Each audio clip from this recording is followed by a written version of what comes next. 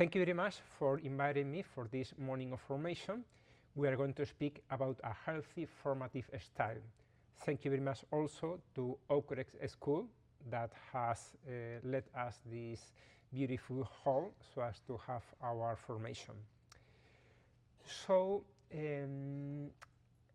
how can we speak about the good way of giving Christian formation, as the frame would be spiritual accompaniment? Are there studies about the styles of doing spiritual accompaniment? I would say yes or not. It has not been so much studied, but what has been very much studied is the styles of formation in family, because it is obviously much more extended. Everybody has a family, and so there are more parents than spiritual accompagners. So we can use that image, and then I will try not to repeat very much. We can think in parallel what we are going to speak about on family and applying them to our style as formators. So, the goal of every formator or a person who devotes to spiritual accompaniment is obviously to get people to be better. So that is a goal. It is not simply that I accompany you wherever you go and wherever you do. No, I want to have a kind of influence in you, because, and this is different from some kinds of coaching and mentoring that part from, for example, the coaching by Carl Rogers. I will accompany you because you know where you have to go. In Christian formation, it is not exactly. And in fact, when Rogers' coaching has been directly applied to Christian formation, it has brought some problems. Why? Because people do not know exactly what they have to do, because lack of formation, and mainly because of the biggest contribution of theology to psychology. Now we are going to speak about mainly during this class how much psychology has to say to Christian formation. But remember that theology has also something to say to psychology. Many things. The main one, in my opinion, is the original sin. You can be certain of things which are false, or even you can be very willing to do something, but finding a lot of inner resistance, which is not due to your internal conflicts. It is due to the resistance of our fallen nature. So I am going to accompany people, but I have also to do some kind of guide so that they do the good and they avoid evil. In doing that, everybody, because of their background mainly, consider that they have to foster more some points or other points. Here we find a few categories that can be put in a greater or lesser importance information. Example, obviously every formation needs some rules and punishments, but if those rules are too strict and too rigid, it damages the people, because he cannot or she cannot act in freedom. And it is important. What we want as formators, as spiritual companions, is that people are able to do the right choice by themselves, without ringing us at 2 a.m. saying, hey, I have to do a decision. What do you think I should do? No, think yourself. You have the instruments. You have to apply those instruments to your real problems. Instead, a formation based on rules, everything established, just follow the criteria, do not make free people. But there is another extreme, which is the permissiveness, which is no rules, you will learn by yourself. So mainly with people who are beginning in the way of vocation mainly, it is very difficult for them because they lack of doctrine, they lack of strength, they lack of virtues, of habits, and so we need for rules and punishments some kind of flexibility. About vigilance, imagine a mother taking her children to the park. She must be attentive to the children. But if she's completely behind them, don't do this, don't run, then the child interiorizes that the world is dangerous, because my mother gets anxious when I try to explore, and a child needs to explore the world. Obviously, if the mother goes to a seat and she begins speaking about with other friends of hers, and they forget their children, perhaps when they finish their conversation, the children won't be there anymore. So there is a in medio virtus. The same protection between hyperprotection and abandonment, you have to foster care. The respect. As we will see in the body of the talk, formation can be seen as an axis with two elements, which are acceptance and demanding. Those are the main points that can synthesize what we are speaking about now. So, acceptance means that I love you as you are. But if I accept you as you are and I don't care that you can become better, obviously it will be more difficult to you to become better. That's the difference. There is a bad extreme. Instead, the effect of that acceptance would be the refusal. I don't like as you are, so I cannot love you because you are so different from me, because you are a sinner, because you have a lifestyle that I don't agree. Or the intrusion. There is only one difference between refusal and intrusion. Intrusion means that I don't accept you, I don't neither refuse you, but you have to be as I told you, as I tell you. So about affectivity, about the affective involvement, we can find overprotection, over-affection, a cheesy style of formation, or coldness, no affects, no manifesting the love. And a person who devotes herself to help the other people in the spiritual life and also in the civil life, as a teacher, as a professor also, has to love their people, must have also some kind of interest, not for the academic career of her students, but for the student himself or herself. So it is necessary that there is affection in the task of formation. Then about availability, we have to be available. You will have they must be able to call us when they need, and we have to answer them, perhaps not in the exact moment because we are busy. We have to be attentive to a lot of people, a lot of that is, but we have to be available. If you are too available, tell me, how are you? It is very typical with adolescents. What does an adolescent do with an invasive mother? Say, let me alone. Go forward, go backwards, let me.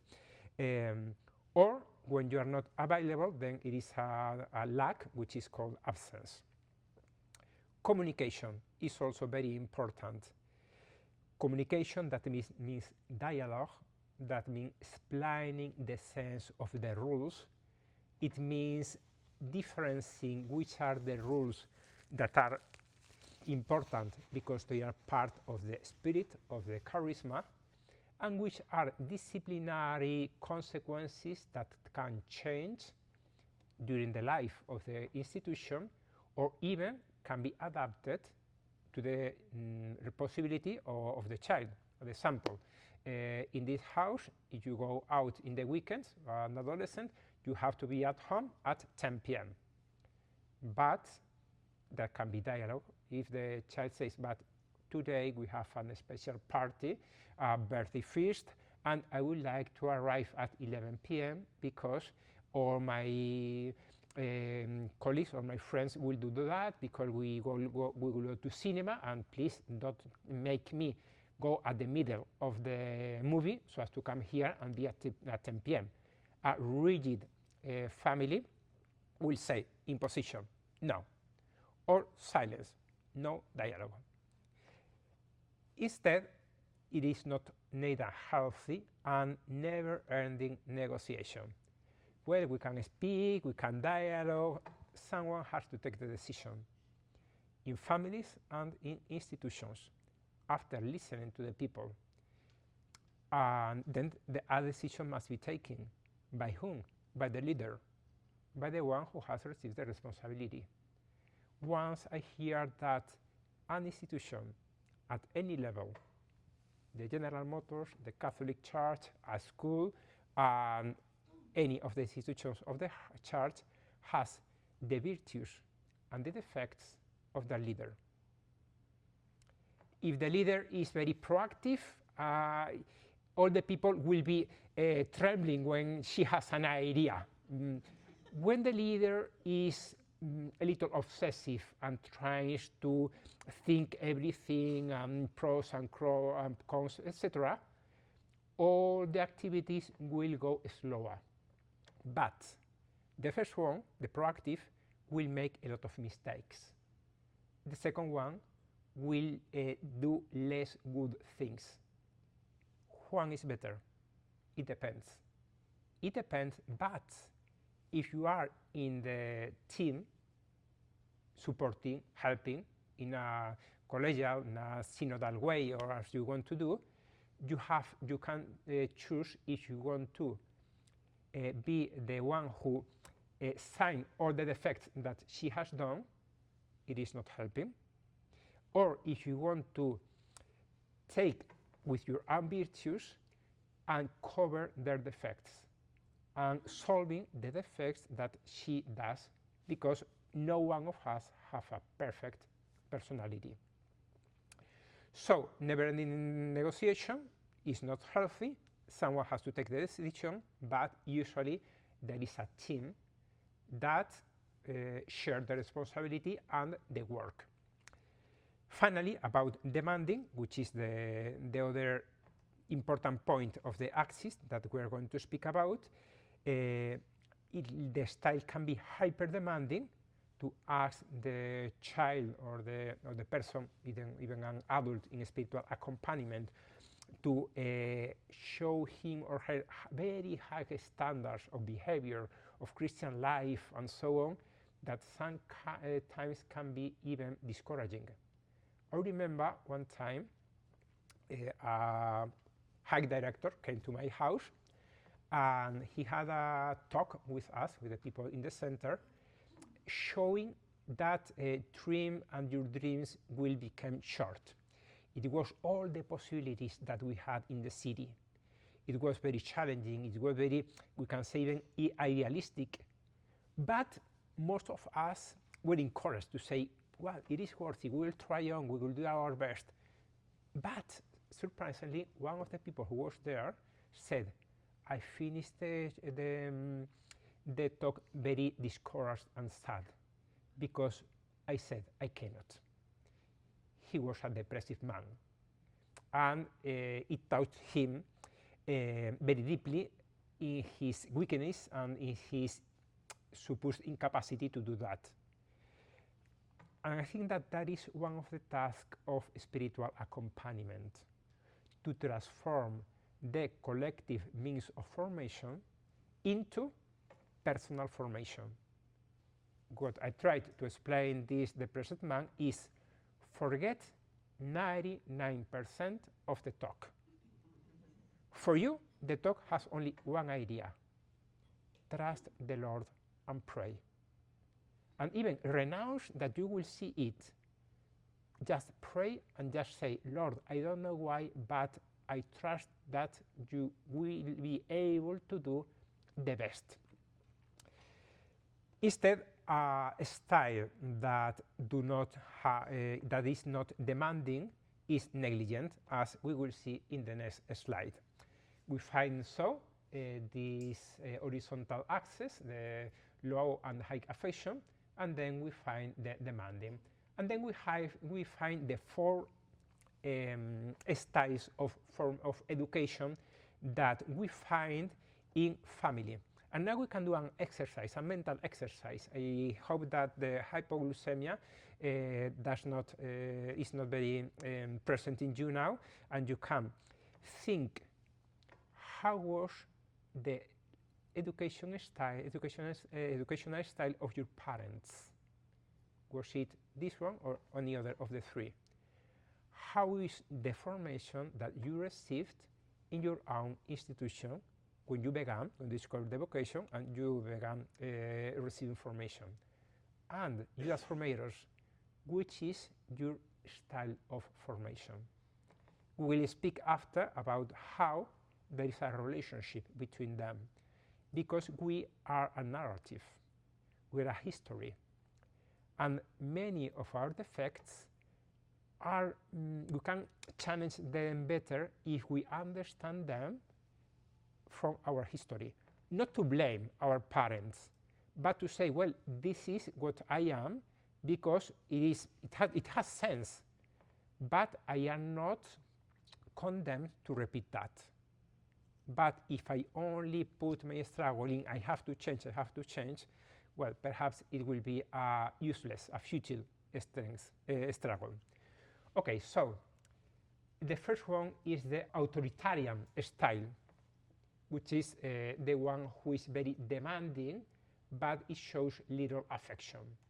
So the parenting style is characterized by rigidity. It is hyper demanding. I go fast because we have already spoken about that in the last slide. It is based on duties, punishments if things are not accomplished, if rules are not accomplished. There are not many rewards, or if they are only material. If you get A grades in all your courses, you will have a motorbike. I will buy you a car. But it is really what an adolescent or a child wants. Does he not more need time, affection? There was a famous advertisement by IKEA, the Sweden business of furniture. It consisted on Sunday before Christmas, a group of nannies were at the entrance asking the parents if they wanted that they kept the children for game. Most of the parents said yes, and then we can do shopping without the problems of the kids asking us to buy candies and everything. Okay, but then it was a social experiment, because what they did was not only playing, but asking them in front of a camera, what would you most want that your parents give you for Christmas? And many of them said, what I really would like is to spend a whole weekend with my parents. What I would really like is that my dad came back home. What I really would like is that my dad arrives only an hour before I go to bed, because from Monday to Friday I cannot see him. Then when the parents returned, they were invited to watch the video, and you can imagine how emotional they got, and probably how they understood that the rewards must not be only material. This authoritarian style is characterized also for poor communication. You have to do this. And nowadays, adolescents and young people have changed. Perhaps 4 years ago, if you said, do this because I tell you, do this because it has been done forever. And people said, okay, I trust the tradition. Now the automatic response is, if it has been done forever, it is time to change. It is time for a change. So you have to explain more the people the whys. And if they ask you the whys, don't interpret that as untrust, as lack of spirit. It is because the young people now have been educated by the media, by the shows, by the movies, in be yourself. Don't let anyone to influence you, and then drink Coca-Cola and go to McDonald's. So it is a little paradoxical, but it is that. Be free and drink Coca-Cola. No, be free and drink whatever drink. Okay. Then there is usually poor emotional reinforcement, as we have said. There are few expressions of affection, and there is a kind of affective abandonment. So how do children respond to that style? They can respond by submission, by saying, if my father says it, I have to do that, and no question.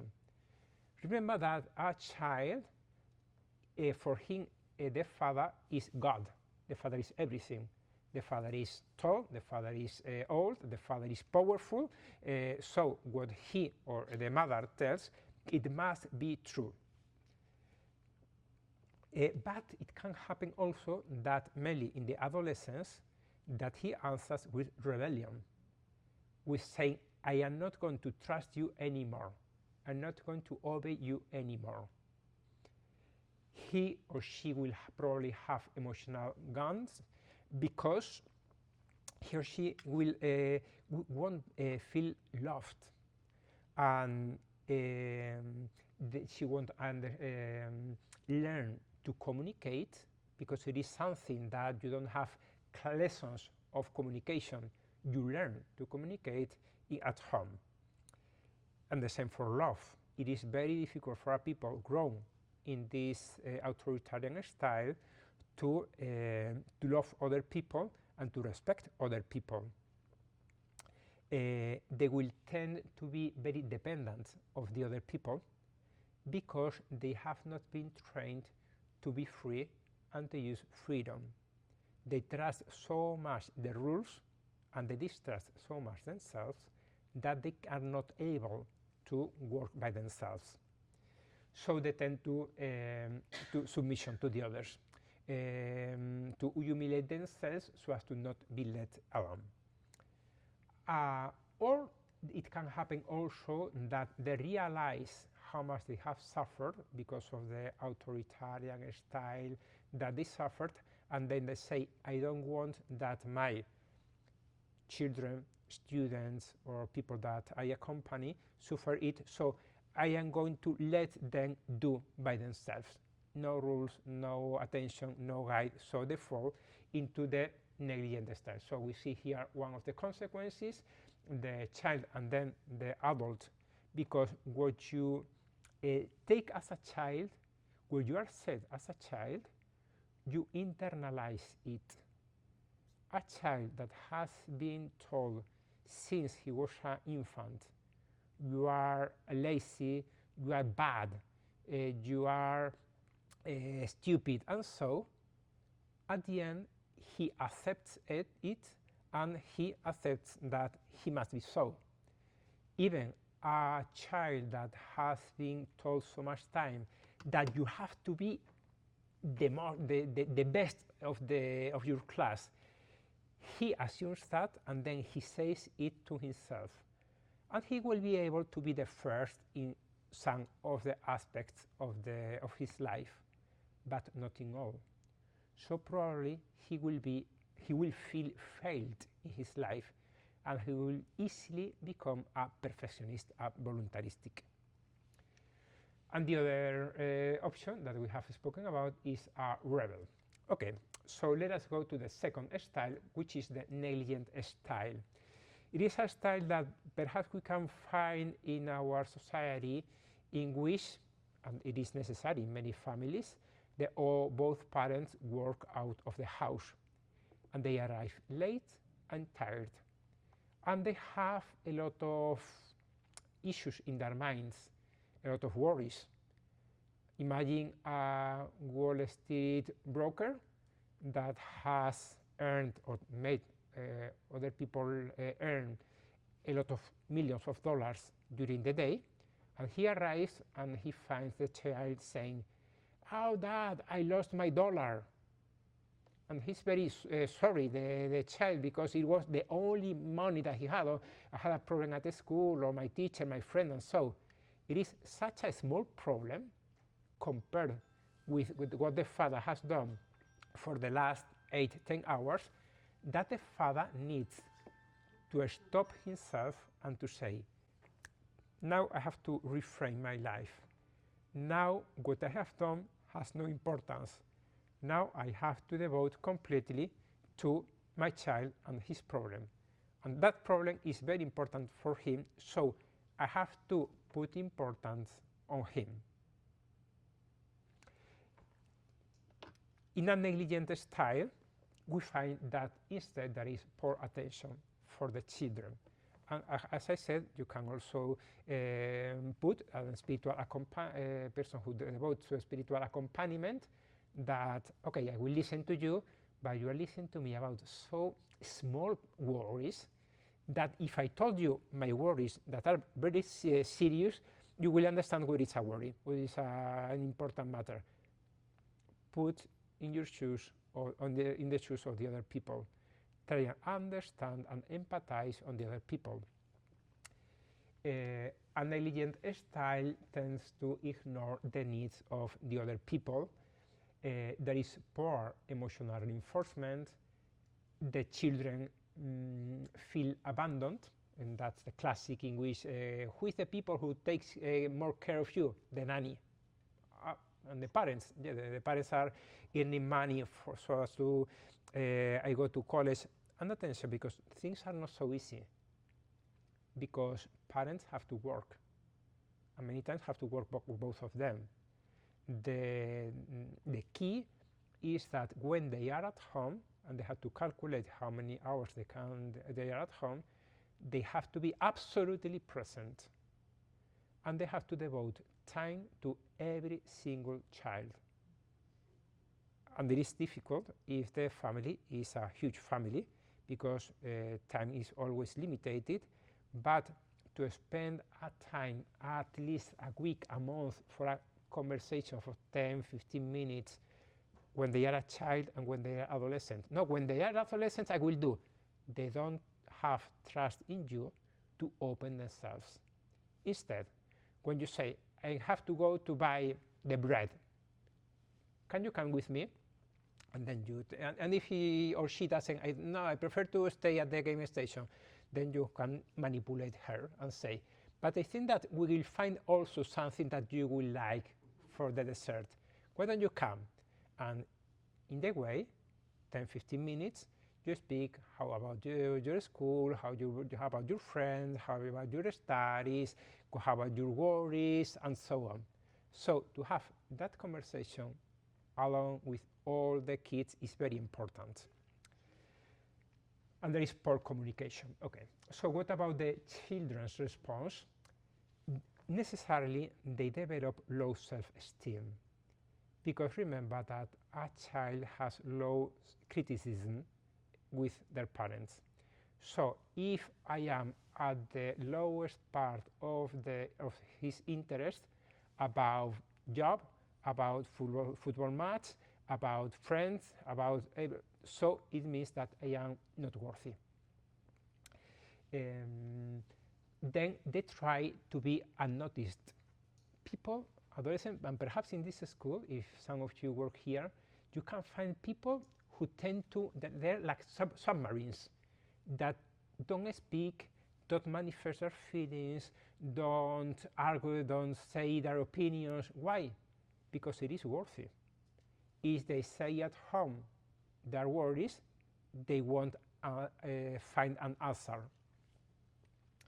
So when they will have to become formators or educators or parents, they will reproduce the style that they have learned, which is the neglective one, or they will go to a overprotecting style, because they will see I don't want to abandon my children, so I'm going to put all my possibilities in them.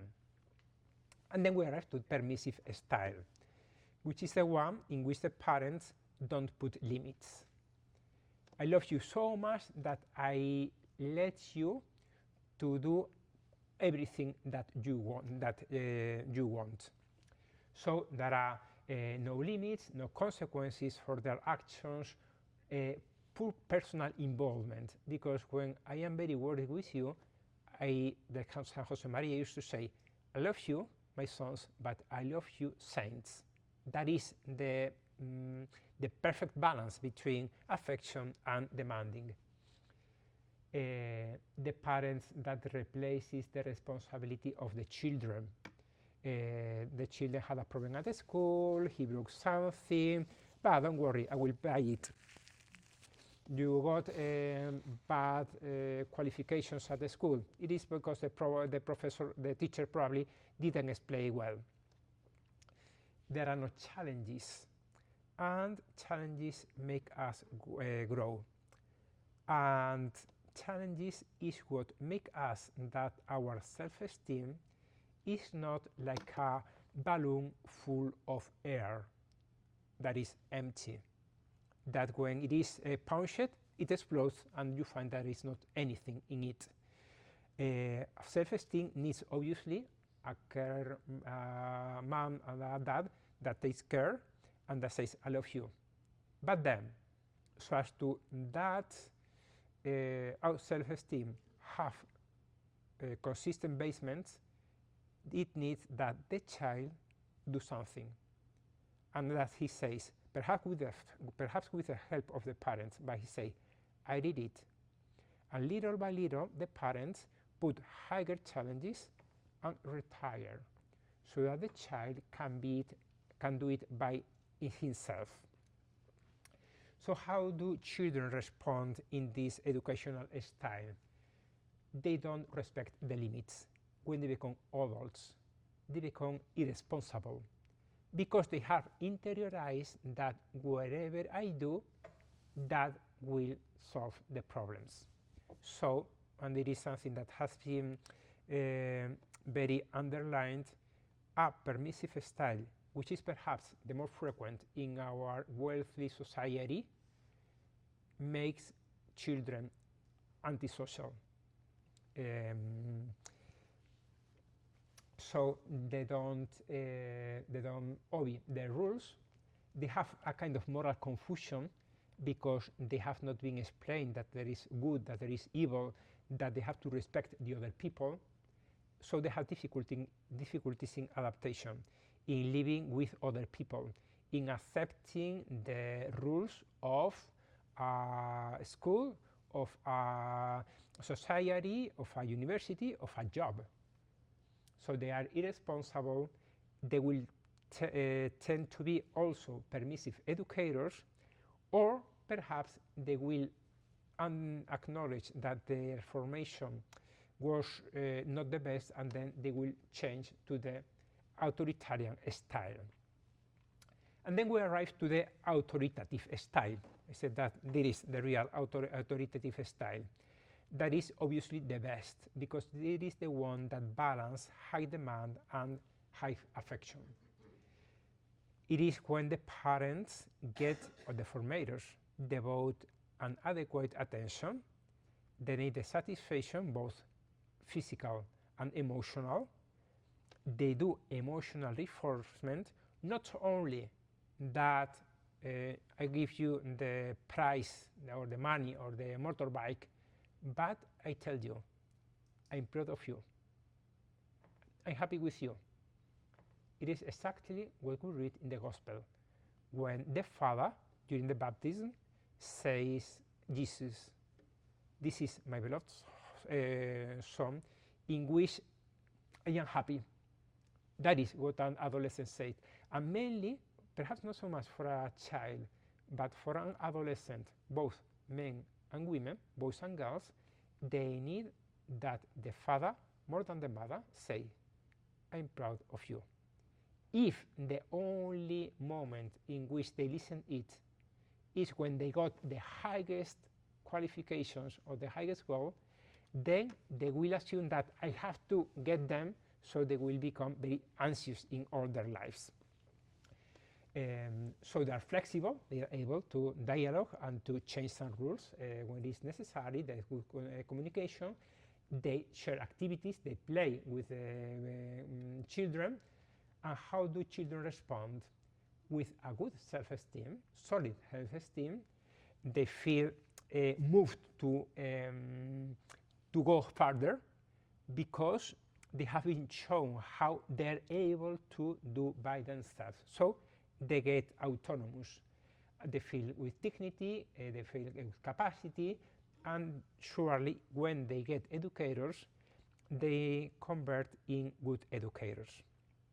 I forgot to say before that I will put at the end the first slide, in which there is a link of a Dropbox in which you will find all these slides, and also a text, a chapter of one book by me, who has all these ideas, so it can help you to also to share or to study again. Okay, so this is the axis that we have studied. I like very much this phrase: children need their mother's embrace, their mother's hug, and adolescents need their father's appreciation. The father saying, I love you.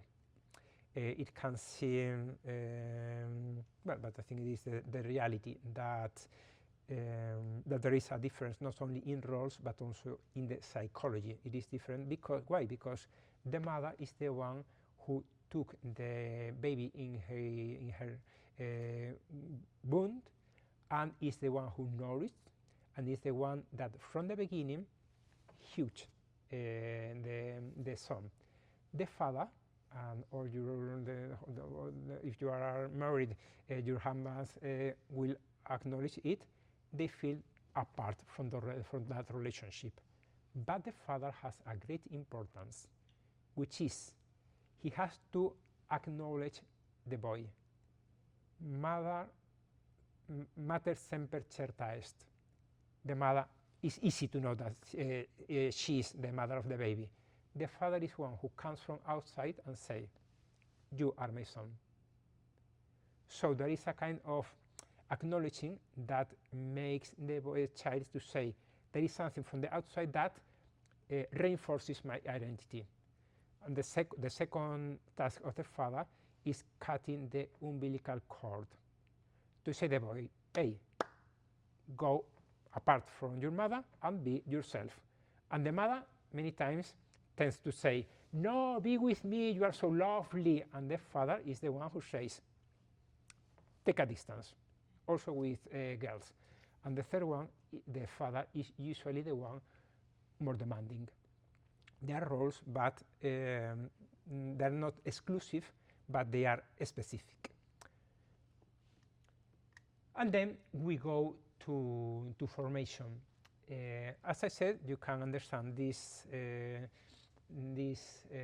axis as you were educated, as you were educated in family and in your vocation, as in the way that you do the Christian formation. So let us go to Benedict XVI. He said, it is not always easy today to talk about fatherhood, especially in the Western world. Families are broken, the workplace is even more absorbing. Families worry and often struggle to make ends meet, and the distracting invasion of the media invades our daily life. These are some of the many factors that can stand in the way of a calm and constructive relationship between father and child. At times, communication becomes difficult, trust is lacking, and the relationship with the father figure can become problematic. Key word, father figure. Not dad, but father figure. Because from the person of the father, the child constructs a concept, which is all the people with authority, all the people with which I live, and there is an asymmetry. And then he tries automatically to reproduce the good or bad attitudes or dispositions towards that person, that figure, as he had with his or her father. That means that if the relationship with dad or mom was problematic, it is very likely that the relationship with the boss in the job, with the professors, with all the teachers in a school and in university, with the superiors of an institution, will be also problematic. And there is something that must be worked. Information. And the way is when you find something who is very reluctant to trust the superiors, not one, because she can be right, but when it's too frequent, instead of you have to obey, you have to trust, you have to do your vocation, tell him, what about the relationship with your parents? And you will find many times, obviously not every time, that there is some wound in the family life or in the formation process in the institution. I have already found out people who were too reluctant to trust the superiors. And what about, I'm sure that you have an authoritarian father. No, my father was very friendly, affectionate, and so. Who was my first formator? Okay, and then you can help this person to recover the trust. How? Saying, look, we want to help you. We don't want to invite you. You want to foster your freedom.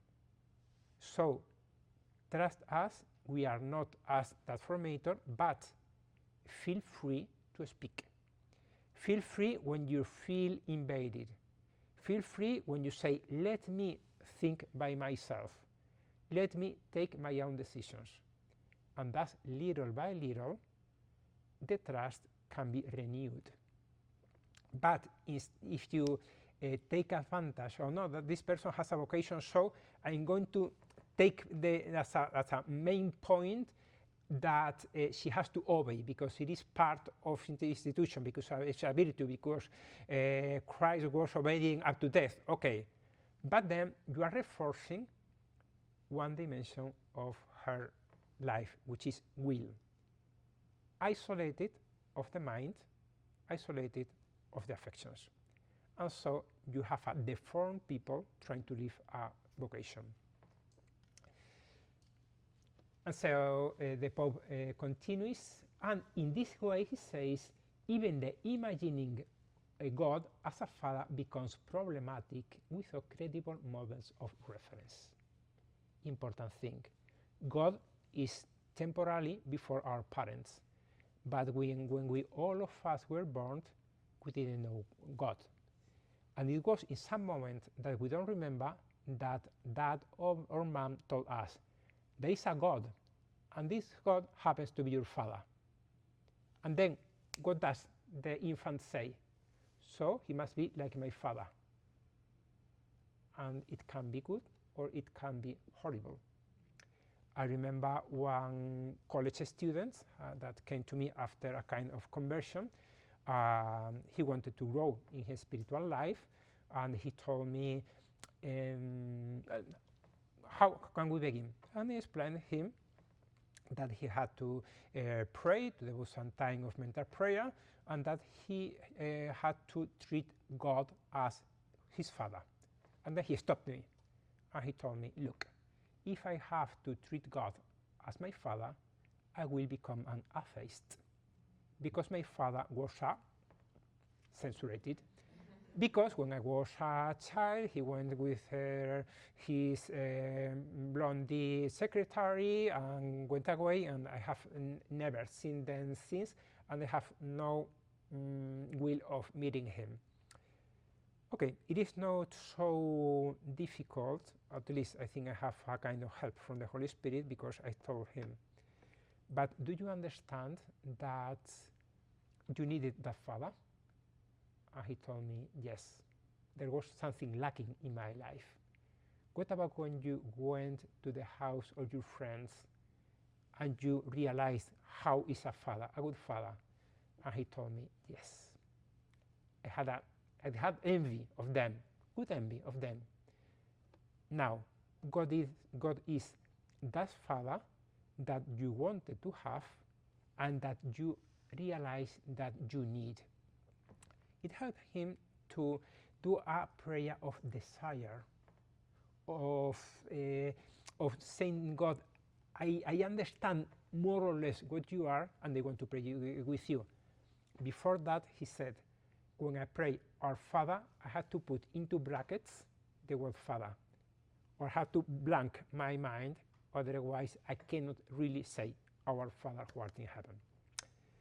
Another thing that helped also these people, mainly young people who comes from broken families, is putting them in contact with good families. And instead of sending them to a camp or to a course or for a trip to Europe and so, to say, well, there is this family, this absolutely chaotic family with 6, 8 kids with lovely fathers, very disorganized, but they are lovely. So why don't you spend a weekend, a week, a holiday, a summer with them? And then you won't have to explain them who is a father. He or she will see and will say painfully, I wish I would have this father, but now I can address to God because he is the figure of my father. And this is also important when there is problem with sex identity.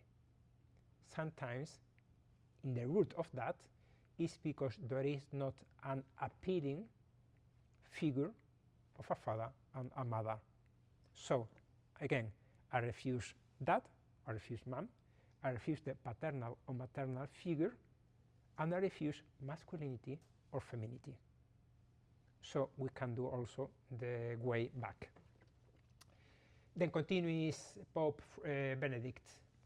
It is not easy for those who have experienced an excessively authoritarian and inflexible father, or one who was indifferent and lacking in affection or even absent, to think serenely of God and to entrust themselves to him with confidence. So they can see, and then in fact there is a relationship between these educational styles and how we see God. God can be seen in the authoritarian style as demanding, as controller, as avenger, as I must accomplish the commandment or he will send me to hell. In the negligent style, God is one who is far. He's too busy commanding all the universe. So he created me, he brought me to earth, and now he's doing important stuff, as my father used to do.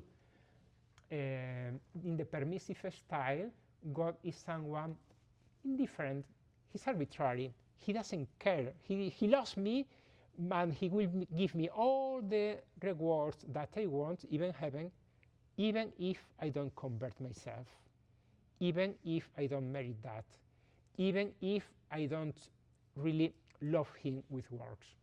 Instead, in the authoritative style, God is one who is taking care of me, who is watching me, who is affectionate, who is demanding, who is not intrusive.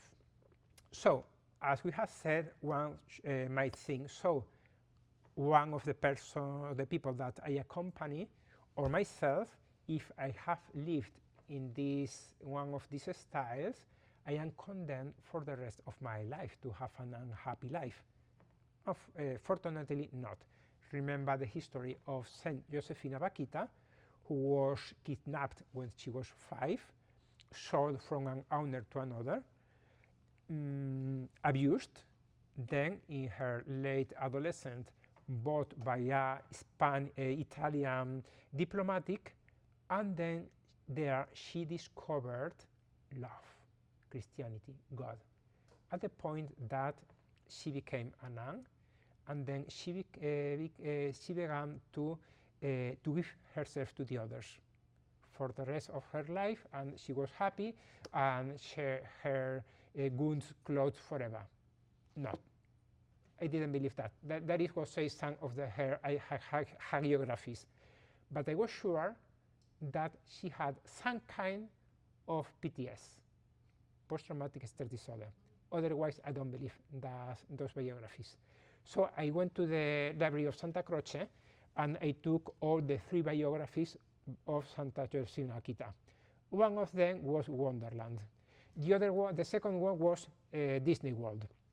And the third one I found what I was looking for. They said, when she was old and the superior mother told her, why don't you tell your story to the people, to the young people? And she said, no, mother, because I suffer again the pain because of that. And the superior mother used to say, go and do it out of obedience, because it will be very good for them. So out of obedience, for a nun has to do it. But the biography finished that chapter saying, all the times whenever she talked about her story, abundant tears came to her eyes. So she was healed, but she still had her wounds. And that is our history also. We can be healed of our biographical wounds. We have to know them, because it will help me. Why am I crying? Some people that are a little illiterate in their effects do not understand why am I crying when I speak about this, because you are reliving situations that can be apparently very different, but reminds you that suffering. So we have seen how the parents have an influence in how we see God, but there is also the inverse way. God can help us to heal. Pope Francis, in the exhortation Christus Vivit, about the youth people and the vocational discernment, said, perhaps your experience of fatherhood has not been the best. Your earthly father may have been distant or absent or harsh and domineering. Or maybe he was just not the father you needed. I don't know, but what I can tell you with absolute certainty is that you can find security in the embrace of your Heavenly Father, on the God who first gave you life and continues to give it to you at every moment. He will be your firm support, but you will also realize that he fully respects your freedom. So we mentioned an important topic in freedom. And now we're going to pass in these last minutes of the talk to speak about the formation style in spiritual accompaniment. We can take as a model Saint Joseph. Saint Joseph, who was not the biological father of Jesus, and he had to teach him a lot of things, because Jesus, in his humanity, when he was a child, a human child, he had to learn to read, to speak, to work with wood and everything. So human fatherhood, and so spiritual fatherhood, about which we are going to speak now, is affectionate, is demanding, listen to the people, is respectful, and so. And what about spiritual fatherhood or motherhood? I liked very, very much that in the letter of the prelate of Opus Dei about the vocational identity, he spoke about spiritual fatherhood and motherhood. In the text of San Josemaria, perhaps it appears. I have not found it. And I think it is a very important concept. And Monsignor Fernando Cariz speaks about that, mainly speaking about celibate people, saying that it is something that can feel the necessity, the psychological normal necessity that you have of letting someone, of having children, or that means of having, or letting someone after you when you live this life. But it is not exclusive of people who live in celibacy. Also, people who devote themselves in education, in mentoring, the parents of a boy or a girl who has friends who come from that different house. And so when your sons or daughters' friends, you see that they don't have a good family, feel also moved to exercise the spiritual motherhood with them.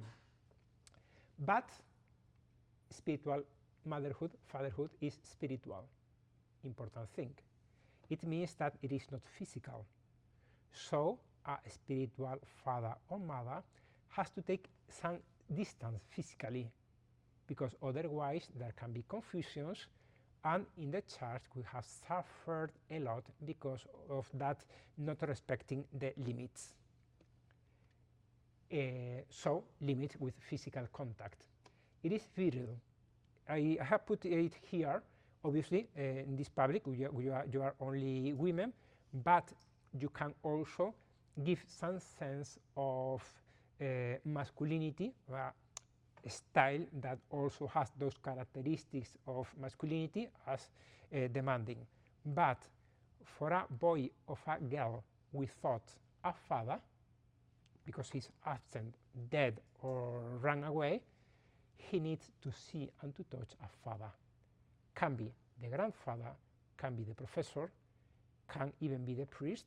I have heard many times in my talks with priests, someone who says, Father, I have a problem. In the group of confirmation, there are boys that establish a very nice relationship with me. They feel appreciated, they feel sure, and they come from broken families. And someone told me, you are like my father. And then I got very anxious, because I said, wow, he's a minor and I have to take some distances, and what can I do? We are in the era of the abuses. So, and then he said, but I realized that if I tell him, go away, he will suffer a second sense of abandonment. So I told him, don't abandon him, just have this in mind. And you will perhaps be the reference of masculinity. And we can say the same about a sense of femininity. Femininity, and we come back to the identity issues. Femininity does not mean possibility of being abused, does not mean weakness, does not mean a lot of things that are in the core of the person who refuses femininity. So you can also be, with your presence, the example of how what you are renouncing to is a phantom, it is not a reality. Spiritual fatherhood or motherhood strengthens parental authority. Attention with, don't trust your father, don't trust your mother. They don't know, just trust me. It would be a violation of the role of the spiritual father or mother. Because what you have to do is helping the people, we're mainly speaking about young people, but also older people, to reconcile with the parents. That does not mean to retake contact. Sometimes it is impossible because they are dead, or they have been abusive, and it is better to take some distance. But to understand and to forgive. But forgiveness, attention, because forgiveness is very revictimizing. Because if you say you have to forgive and the person is not ready yet, she can feel, I received a damage from her and now I'm bad because I cannot forget. Calm. Don't blame yourself. Every year I hear in the confessional people who say, Father, I accuse myself that I have not forgiven my husband, my boss, my whoever. But I think that I don't understand, I'm losing something. If you are confessing of not forgiving, it means that you want to forgive. Yes, that you have done the resolution of forgiving, yes. What is the problem? That I still remember and I get angry, but it is a different thing. You are not a computer in which you can delete your memories. Your memories are there. Use your memories to repeat your forgiveness. Pray for the people. And that is another key question. When you are angry, do you say, I hope that he goes to hell for the rest of eternity? No. Do you want she to convert and save? Sure. So you have forgiven. Third thing, try to understand the difficulties of that person. If it was the father, did you know your grandfather? Your father was very authoritarian. Did you know your grandfather? Yes. Or I hear about him. He was really worse. So, what about your father's infancy? And the answer is, it must have been very hard, very painful. And then it awakes pity. And pity for the father, for the abusive father, can also be a way of forgiveness, understanding and forgiveness. And then you do a fantastic task of human and spiritual health. Spiritual fatherhood, motherhood seeks the other people above their own good, which means that I don't want to demand you, because if I do, you won't love me so much. I don't want to correct you and to say you clearly you are doing wrong, because in that way our human relationship will suffer. Okay, but in that case you will be betraying your role of a spiritual director. It is not exclusivist. Spiritual motherhood is open to everybody. It does not mean that I like equally all the people. Some people are more friendly, some people are more funny, I enjoy more with some than with others. But the heart is open to everybody. It fosters autonomy. The spiritual father or mother, the same as the biological father, do not want that the person be close to him for the rest of their life. It is like biological father, as Pope Francis in the letter Patris Corde about Saint Joseph says that a spiritual father reaches his top when he realizes that he is useless. He has trained so well the son that he can take his or her own path, and then arrives to the emptiness syndrome, which is the main proof that you have been good parents, and the most painful moment when you say, he took the door and he won't arrive anymore, at least as a part of this house. He will become as a stranger with his own family. And there is also, it can be said also about spiritual fatherhood or motherhood. People won't follow what we think is better for them. They have to do their paths. People, even if we think that we are helping them, can also be free to say, well, thank you because you have helped me so much, but I want to have another spiritual director. But why did I? No, just I need another one. And finally, spiritual motherhood respects the triad of the formation, which is the model is Christ. We are not the model. The task of Christian formation and the spiritual accompaniment consists on putting the person in front of Jesus and imitate him. Second, the principal agent and guide is the Holy Spirit. the person has to discern himself or herself what God is asking her or him. We cannot say, I have seen in my prayer that you have vocation, so follow it, and you need a thing. No, no, no. The most that we can say is, I think I have prayed, and I really think that you have all the idoneity, all the possibilities, all the capacities of living this way, of giving yourself to God. Think in your prayer if it is your way. Otherwise, a mailing with young and insecure people, they can follow blindly you. And it works when they are, say, 16, 18, 20. But then they are to their 40s, and they think, and they say, I am not so sure that I took this way, that they have really prayed about this way, and that they have chosen this way because of me.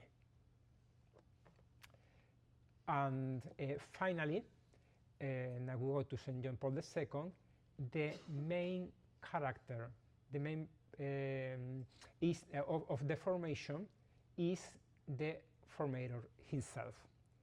So, attention with the people very dependent or very passive information who says, okay, where can I go? Which will be my particular exam? Or do you think it is good for me to do this trip, this expense, this? Think.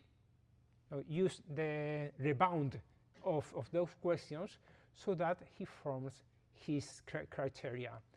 Even if he or she fails. Romano Guardini used to say, everybody has to do their own stupidities so as to learn not to do them more.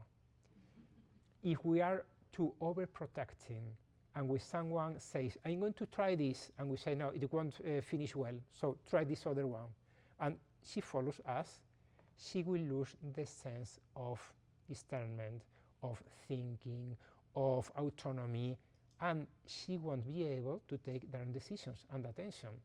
If she has also a vocation, she has to help other people. And how can help other people a person who cannot lead her own life?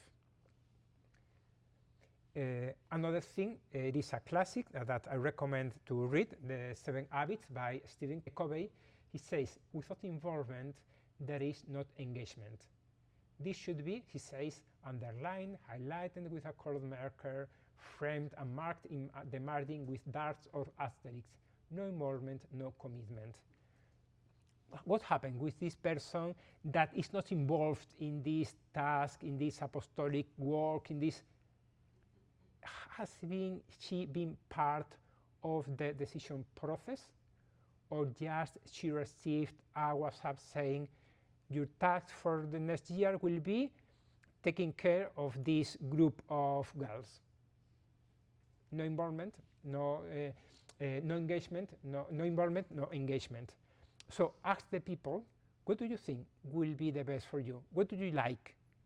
And not always you will be able to follow that, but then explain, but then speak, but then give feedback. Okay, I take count of that, I'm sorry, but we have other needs.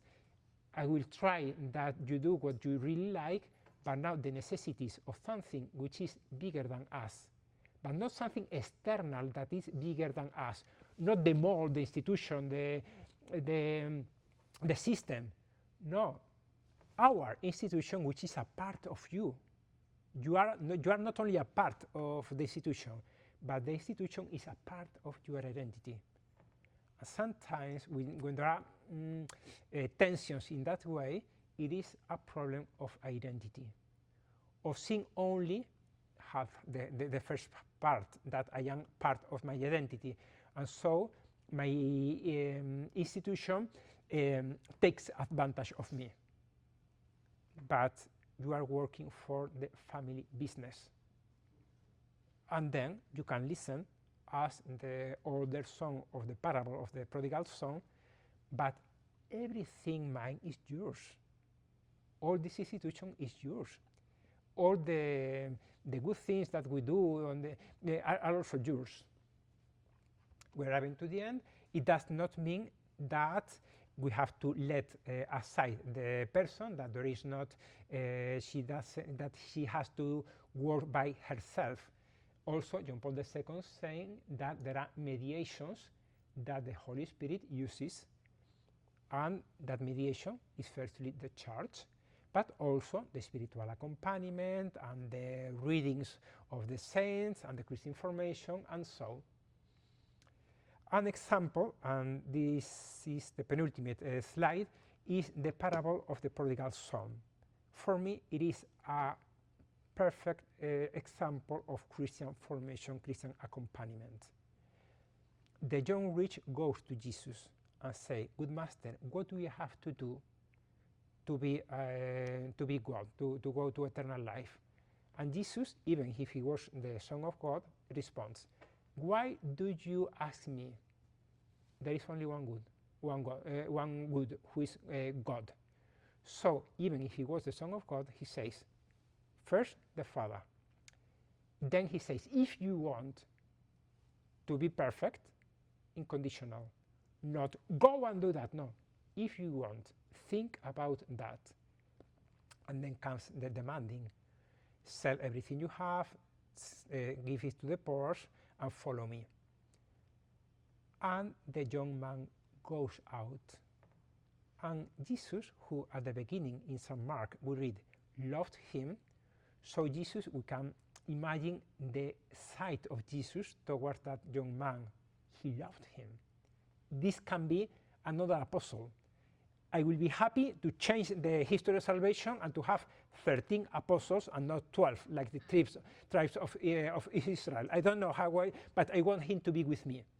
But he goes out. And Jesus becomes sad at the point that he becomes a little cynic. And he says, it will be very difficult for a rich man to enter into the heaven of heavens. It is a paradox, because Jesus came to bring to the kingdom of heaven everybody. So he was really upset. But he does not say, "Hey man, don't worry, just sell only half of your belongings, like Zacchaeus." No, he says, "This is my demanding, follow it or let it, but I cannot reduce it." But he does not go after him saying, "Hey, if you don't follow your vocation, you will go to hell." My interpretation of the story is that the man, at the end, converted. And converted because Jesus was waiting for him as the father of the prodigal son. And the story finishes well when St. Peter says, we have seen that Jesus is sad, a little cynic, and Peter says, "We have left away anything to follow you. What will we have?" And Jesus has an explosion of emotional happiness, because he says, "You who have been faithful will have 100% in this life and the eternal life." So he became upset when the young rich didn't follow his vocation, but he regains his human joy when Peter and the other apostles say, "We have been faithful." And this is finally the last slide. Pope Francis says that every formation must be based in 3 keywords: thinking, feeling, doing. Intellect, heart, and hands. In such a way that people think what they feel and what they do. Reflection. Why am I moody now? Why did I do this or didn't I do that? Reflect, not on yourself. Then feel what they think and what they do, which means do the things enjoying your task. Not only it is my duty, so I have to forget sentimentalism, feelings and affections, and so I have only to focus. No. Enjoy it. live what an author calls the flow. Feel the flow in your task, even if it is demanding. And finally, do what you think and feel. Trust you. A person who receives a good formation is a person who can look inside herself and do what her conscience tells her, even if there are no clear rules, if there is not next to her a director, spiritual director, and so. It is a kind of love and do what you want by St. Augustine. But that does not finish there, because we can close the cycle and say, okay, you took the decisions, then challenge yourself and ask yourself, was it really the right decision? And then follow all the time this cycle, which is a very virtuous cycle. So thank you very much, and I will put again the first slide so that you can see the shortcut that I made with the slides and also the text. Let's see, it will be a little slow. I have spoken much more than I was allowed to. I'm sorry, but it happens. And then as I have to speak in English, I have to speak very slowly, but it is not my fault. My English professors told me, if you want to be understood, speak slowly. Okay, but if I speak in Spanish, I can speak at a double speed anyway. So this is the link, bit.ly Insta Oakcrest 2025, in which you will find both the slides and all the text, still longer than what I have spoken. Thank you very much. And thank you also to Oakcrest School for letting us this hall. Thank you.